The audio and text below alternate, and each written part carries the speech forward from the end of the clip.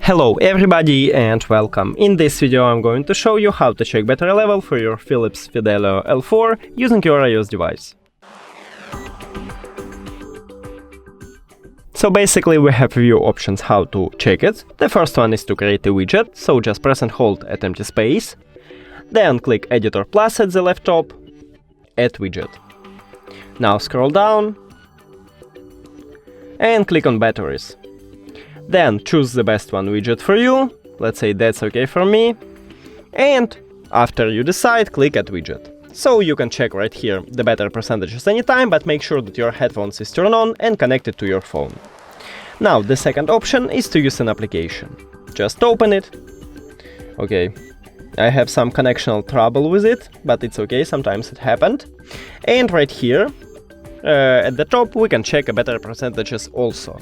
That's it. Thank you for watching this video. If you found it helpful, please consider subscribing to the channel and leave the like on the video. It's really important to us. See you later!